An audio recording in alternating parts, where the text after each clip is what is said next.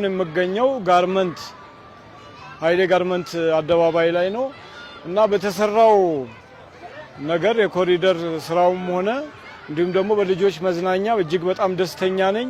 በቀደም ሲል ሩቅ ቦታ እየሄድን ነበር ልጆች ምናዝናናው ምናጫውተው። አሁን ግን በአካባቢያችን በሚመች ኤሪያ ወይም ደግሞ ቪው አቀማመጥ በጣም ጥሩ የሆነ መዝናኛ ስላገኘን እጅግ በጣም ደስ ብሎኛል። ለዚህ ብዬ ልጄን ይዤ መጥቼ እያዝናናሁ ነው። ልማት ኮሪደሩ ለኛ ንጋት ነው። ነጋልን፣ በጣም ስለነጋልን ልጆች ራሳቸው አሁን ማታ ማታ አንገባም እያሉ ነው።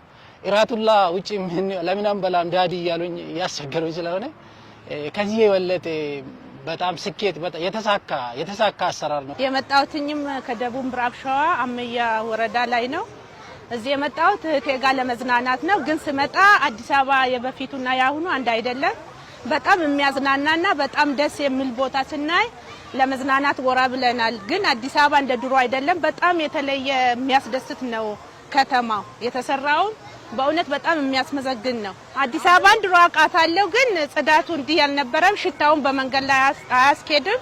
አሁን ስናየው ጽዳቱም ሁሉም ነገር በቃ የተለየ ስለሆነ እንደዚህ የሚያዝናና ቦታዎችን ስናይ ጎራ ብለን እያየን እየተዝናናን ነው። በጣም ደስ ብሎናል። ስራ ወተን ባጋጣሚ ልዝናናን የመጣ ነው። በጣም ደስ ይላል። እንደምታዩት ድባቡ ምናምን በጣም ያምራል እና በመሰራቱ ደግሞ በጣም ለኛ ደስ ብሎናልና አየር ልንወስድን የመጣ ነው። በጣም ያምራል ሁኔታው ምናምን እንደምታዩት ነው። ብዙ ጊዜ ያው ወጣቶችም መንገድ ዳር ምናምን ነውና እዚህ በመሰራቱ በጣም ደስ ይላል። አየር መውሰድ ይቻላል፣ መዝናናት ይቻላል እና በጣም ነው የሚያምረው። ብቻ አዲስ አበባችን በጣም እያማረባት ነው ያለችውና በጣም ደስ ይላል። እንደምናየው ከሆነ በመጀመሪያ ደረጃ እዚህ ሰፈር ስኖር እንደዚህ አይነት ሁኔታ አልነበረም።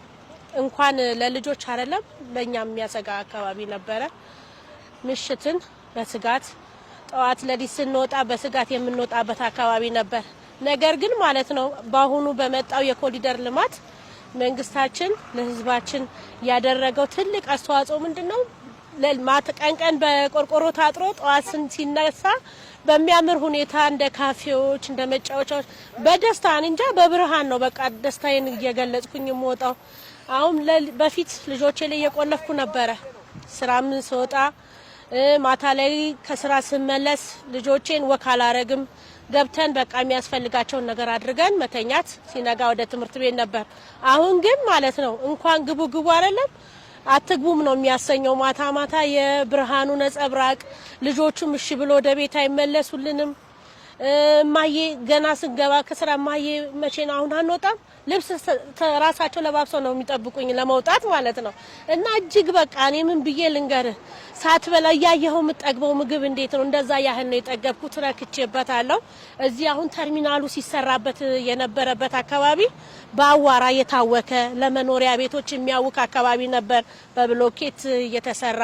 አሁን ግን ተርሚናል እኔ ውጭ ሀገር ላይ ኖር ያለው ልክ የዛን ያህል ስሜት ውስጥ ነኝ ያለሁት። ለምን እሰደዳለሁ? ዳግም አልሰደድም። በጣም ውብ የሆነች ከተማ ሆናልናለች።